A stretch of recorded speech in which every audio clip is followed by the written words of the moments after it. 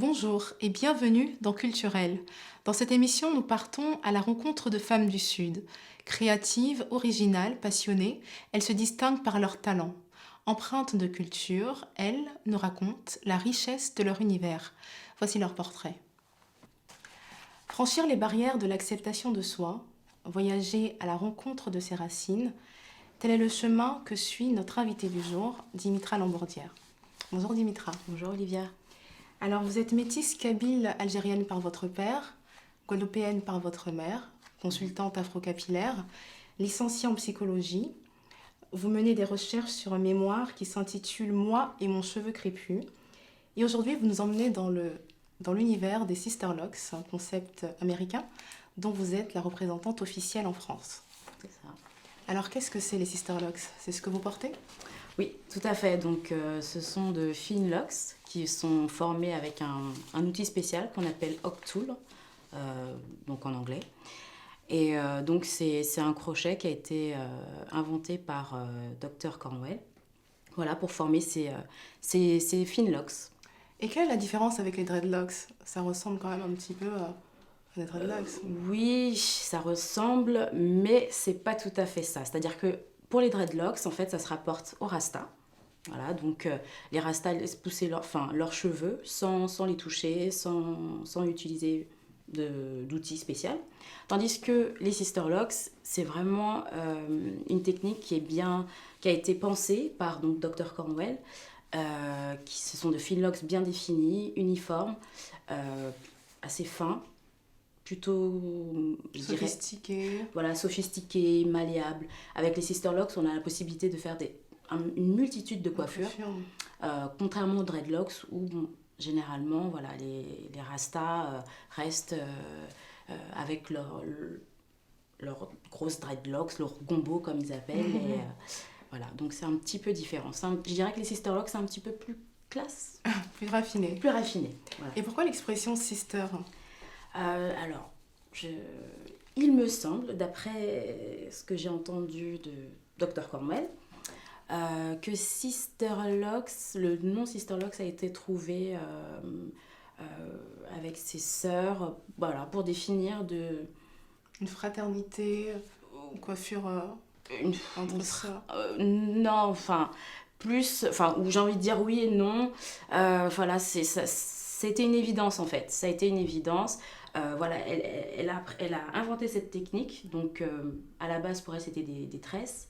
Et qu'elle n'enlève pas. Et au fur et à mesure du temps, ces tresses devenaient des locks, en fait, avaient la texture de locks. Donc après, elle s'est dit Sister Locks.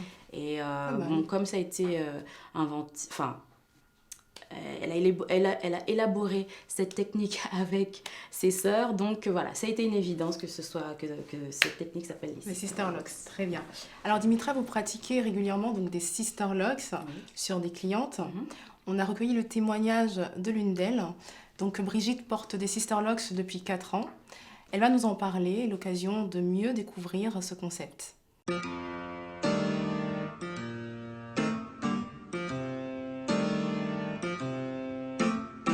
Je porte des sister locks depuis 4 ans.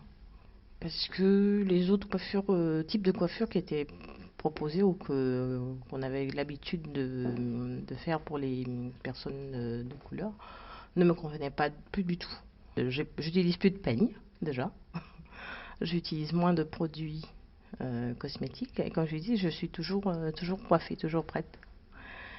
Et voilà, c'est vraiment, ça répond à mes attentes justement en matière de coiffure. Et c'est vraiment, moi je suis très fière de porter ce type de coiffure qui met en valeur justement nos cheveux, les cheveux noirs, des noirs. Ouais.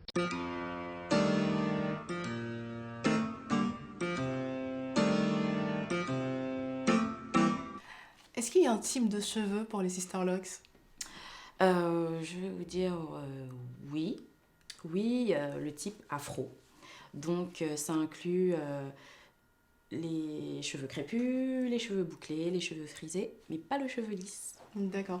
Et si moi, par exemple, je veux faire des Sister Locks et qu'au bout de 1 an, je veux les enlever, est-ce que c'est possible? Est-ce qu'on peut retrouver ces cheveux crépus, ces cheveux naturels? Tout à fait, tout à fait. Vous avez toute la possibilité de... Comment on fait? On rase tout et on recommence tout? C'est un peu radical, hein, le fait de dire on rase tout. Alors, comment ça se passe alors? Bah, ça se passe, c'est comme le défrisage en fait, hein. C'est le même principe. Vous arrêtez D'accord. de resserrer vos cheveux à la racine. Et puis ensuite, lorsque vous avez une longueur qui vous satisfait, bah, vous coupez vos cheveux. D'accord. Donc, C'est c'est réversible, quoi.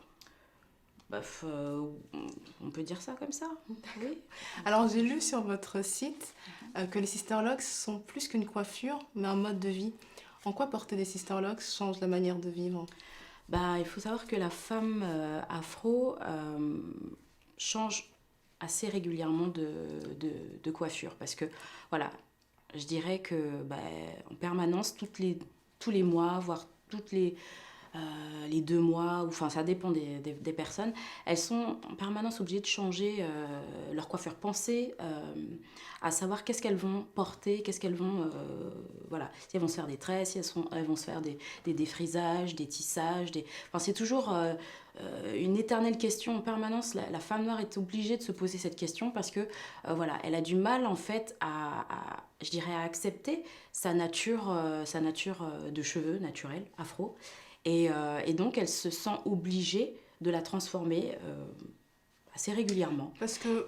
Oui. Donc quand je dis que ça change la vie, c'est que lorsqu'on fait des sisterlocks, on n'a plus ce problème-là, en fait. On est vraiment libre.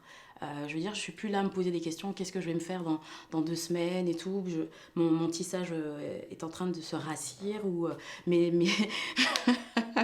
mes tresses sont fatiguées ou je ne sais quoi et il va falloir que je les refasse, etc., etc. Ce problème-là, on ne l'a plus. Est-ce que vous pensez que des femmes qui portent des tissages ou font des défrisages sont, dans les faits, moins épanouies que des femmes qui portent des sisterlocks, concrètement? Non, je ne suis pas contre le tissage, le défrisage. Pour moi, c'est une coiffure. Là où j'ai un problème, en fait, avec, comment dirais-je, les femmes qui se transforment. En fait, j'ai un problème avec les personnes qui se transforment le cheveu, mais de manière chronique, qu'elles ne supportent pas, rien que le fait de voir leur texture crépue, poussée. Il y a des femmes, toutes les 2 semaines, elles vont se mettre du défrisant, du gel, enfin, voilà, pour ne pas voir leur texture afro. Et c'est ça, c'est ce côté chronique, en fait, qui me dérange, enfin, que je trouve dommage et ça abîme le cheveu à long terme. et à long terme ça abîme le cheveu. Voilà, Alors, c'est ça. il y a toujours ce débat entre le naturel et le superficiel, l'artificiel. Qu'est-ce que vous répondrez aux femmes qui disent que finalement, si on veut vraiment être naturel, il faudrait qu'on arrête de se maquiller, qu'on arrête de mettre du vernis, qu'on arrête de s'épiler? Est-ce que c'est pas un peu une quête illusoire, utopique, ce retour au naturel? Bah, pour moi c'est enfin, comment dirais-je, enfin, chacun voit midi à sa porte, hein, je vais dire. Moi, personnellement, je fais ce chemin, j'ai fait ce chemin vers le naturel. Après, je n'impose rien à personne. Et voilà. Moi, après, j'ai le sentiment d'avoir un discours de bienveillance à l'égard de personnes qui utilisent des pratiques qui peuvent, à long terme, faire du mal à ma sœur, entre guillemets. Et donc, voilà, après, je n'ai pas de jugement à porter sur les personnes qui... Alors, par exemple, la femme blanche, par exemple, elle met des extensions. La femme asiatique, j'ai lu dans un article qu'elles se font débrider les yeux ou alors elles mettent des talons super hauts. Est-ce que vous ne pensez pas que finalement, on vit dans un monde où l'être humain n'est tout simplement pas satisfait de qui il est? Est-ce que c'est forcément lié à la femme noire, à la femme afro? Pose des questions. J'aime beaucoup.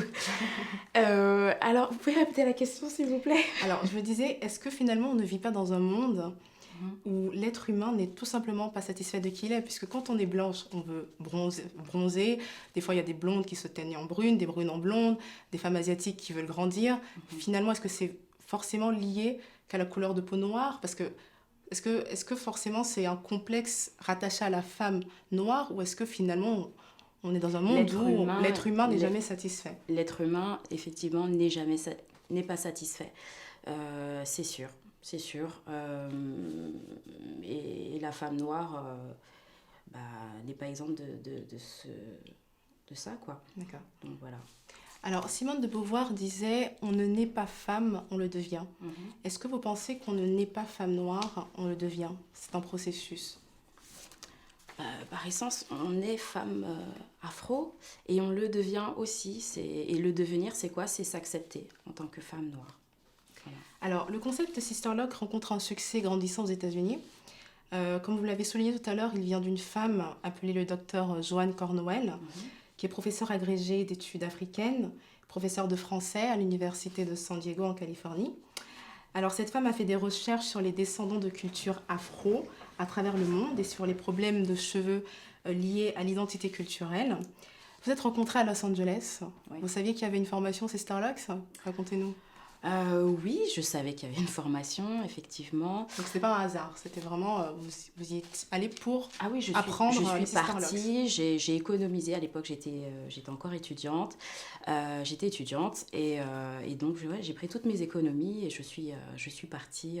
Je ne connaissais pas l'anglais, je connaissais personne là-bas et voilà, pour moi il fallait que je fasse ce voyage, c'était important parce qu'il y avait personne qui le faisait en France et moi je voulais absolument porter cette coiffure. Et justement, nous l'avions interviewé lors de son dernier passage en France. Mhm. Nous allons l'écouter et nous reviendrons juste après.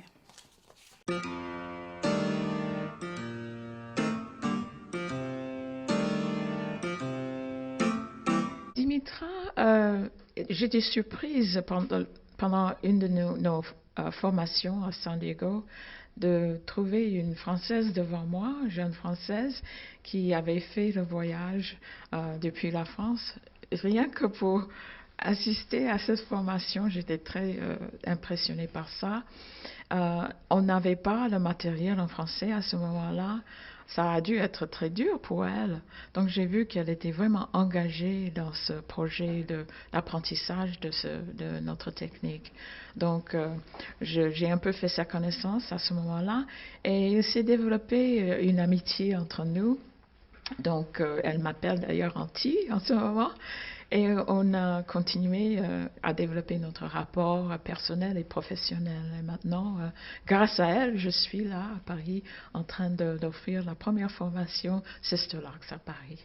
Et pourquoi l'avoir choisie, elle, comme partenaire pour la France? Parfois, les choses se choisissent tout seul, si je peux le dire de cette manière. Ça semblait logique de continuer notre rapport qui était basé sur une certaine loyauté au concept de Sisterlocks, une amitié, une vraie amitié entre nous deux. Et j'ai vu qu'elle avait intérêt à voir développer ce système de Sisterlocks en France et ailleurs d'ailleurs, aux Antilles en plus. Et il faut s'associer avec des gens qui sont comme vous, qui ont les mêmes valeurs et qui apprécient le même niveau professionnel d'agir. Et j'ai trouvé tout ça dans ma sœur Dimi.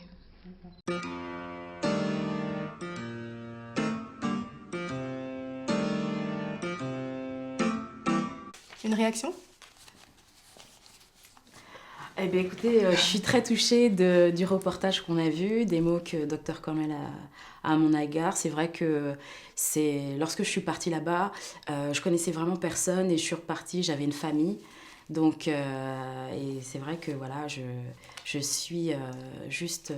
voilà, Sisterlocks a changé ma vie à tout point de vue, personnel, professionnel. Depuis que j'ai fait ce voyage, je sais que tout est possible, quoi. Alors, est-ce que porter des Sisterlocks vous permet de mieux vivre votre métissage? Je ne sais pas si c'est le fait de porter les Sisterlocks qui me permet de mieux vivre mon métissage. C'est vrai que ce voyage a été déterminant pour moi parce que voilà, quand j'étais là-bas, j'étais une femme noire. C'est vrai que quand on est en France, c'est très difficile de trouver son identité en tant que... Vous n'étiez pas métisse là-bas? Non. Vous étiez noire? J'étais noire. Mais en France aussi? Vous êtes considérée un peu comme... Non? En France, non. On me fera très souvent la réflexion que je suis pas noire, je ne suis pas blanche non plus. Donc, et on réalise très vite en fait qu'on est finalement Être humain. Nous passons à présent à notre avant-dernière rubrique, le portrait chinois. Alors, Dimitra, si vous étiez une femme qui a marqué l'histoire, vous seriez? Une femme qui a marqué l'histoire. Rosa Parks. Pourquoi? C'est une femme de courage, de conviction, qui a su s'imposer, qui a su influencer sa génération et qui a contribué à ce que les mentalités évoluent. Si vous étiez un accessoire de coiffure? Un Octool. Qui est? Crochet Sisterlocks. Si vous étiez un livre? La Bible. Si vous étiez un personnage religieux, un homme ou une femme de Dieu? Esther. Si vous étiez votre pire ennemi? Si j'étais mon pire ennemi. Moi, par exemple, ce serait la paresse. D'accord. Moi, la gourmandise. Si vous étiez ailleurs qu'ici? Restaurant, probablement. Merci Dimitra. Alors, nous approchons donc de la fin de notre émission.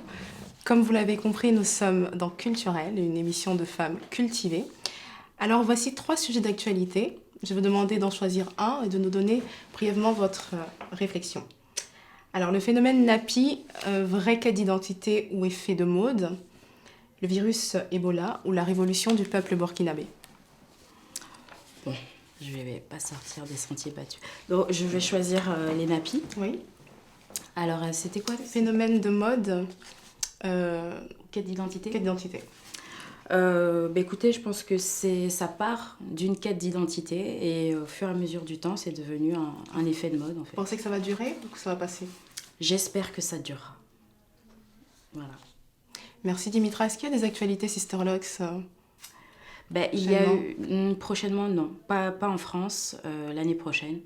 Il devrait y avoir une autre formation Sisterlocks. D'accord. Et si on veut faire des Sisterlocks, vous êtes la représentante officielle? Oui. Il y a une différence avec celles qui en font Oui, je représente en fait la marque. J'assiste Dr Cornwell, j'organise les conférences, les formations. Si les personnes ont des questions à poser, s'il y a des journalistes. C'est vraiment en général qu'il faut... Il faut aller sur le site sisterlocks.com. C'est ça. Alors nous finirons avec cette citation. C'est important de s'aimer soi-même, car s'aimer soi-même, c'est être assuré d'être aimé pour la vie. Merci à vous de nous avoir suivis. Merci à toute l'équipe qui nous a permis de réaliser cette émission. Merci à Anne, mon assistante. Merci à JB, derrière la caméra. Merci à Vanessa. Retrouvez-nous sur Facebook et sur Twitter et sur YouTube en tapant Culturel. Et je vous dis à très vite pour un prochain portrait de femmes du Sud.